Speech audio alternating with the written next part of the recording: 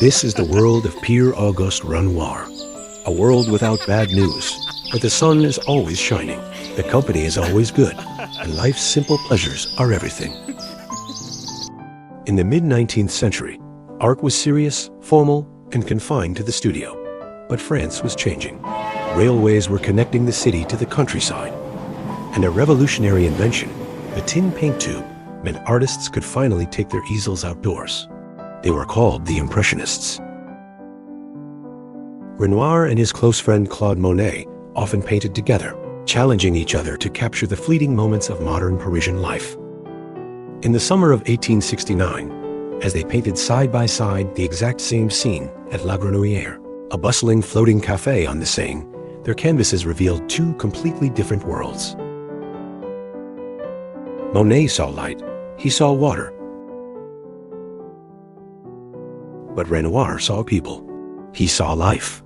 And in that moment, Renoir found his mission, to capture modern joy. Renoir drew inspiration from an older French tradition, the Rococo celebration of pleasure, channeling the spirit of Rococo masters like Jean-Honoré Fragonard, who painted a world of aristocratic leisure and flirtation. Renoir took that same devotion to pleasure and brought it into his own time, to a working-class dance hall in Montmartre. This is his 1876 masterpiece, and it's built on the revolutionary effect that would become his trademark, dappled light. While other Impressionists often focused on light on landscapes, Renoir made it his mission to capture how that light danced across people. The swing, painted in the same year, perfectly illustrates this. See how the patches of sun and shadow don't just surround the woman, but fall directly on her, breaking up the solid form of her dress? For Renoir, this was the optical truth of a sunny afternoon. The goal was to dissolve the figures into the atmosphere, making them part of one fleeting, shimmering moment. But the critics were absolutely horrified. Accustomed to smooth, perfect studio lighting, they saw these patches of violet and blue shadow as messy stains. A shocking reaction to what we now see as the beautiful signature of a genius. Ignoring the chaos the critics saw, Renoir pursued life itself. To enhance the vitality of the scene, he borrowed a trick from the new art of photography.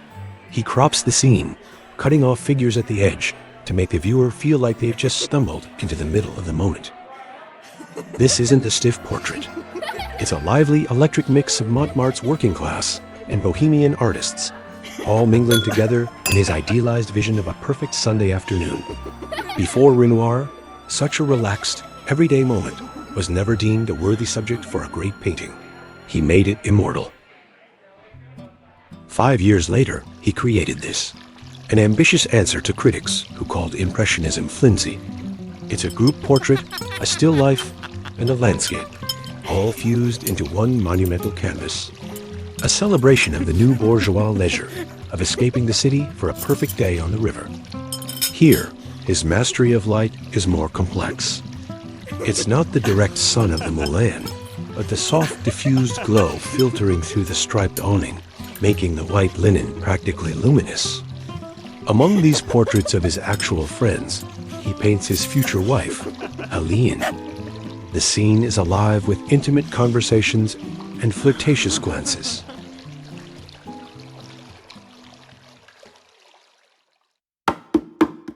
But Renoir never stopped evolving. Inspired by Raphael's classical clarity and form during a trip to Italy, Renoir fused the Impressionists' fleeting, vibrant light with the timeless solidity of the old masters. In 1883, he created a series that art historians see as a pivotal point in his career. 3 famous dances, all painted within a year.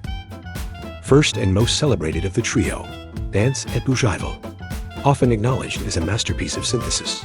It's a romantic, informal outdoor dance where he masterfully fuses the vibrant energy of Impressionism with the solid grace of classical form.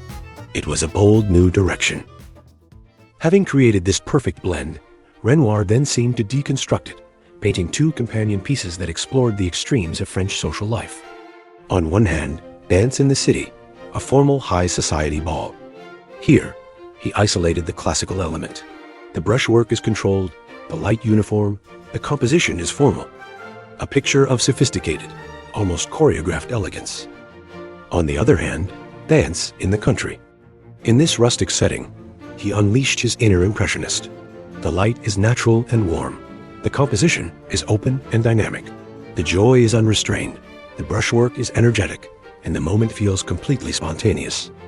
It was as if he was proving he could command both styles separately, after having married them so perfectly in Bougival. Renoir's great gift was his ability to capture radiant beauty and human joy through vivid colors and light on a canvas. He forced the art world to admit that life's simplest pleasures, a dance, a laugh, a beautiful face, were subjects worthy of immortality. Quick reminder, if you didn't already know, we have an accompanying booklet for this video. It provides even more info on everything we covered. Perfect as a handy keepsake or for future review. Check the description for the link. Thanks for watching. And don't forget to subscribe and like the video.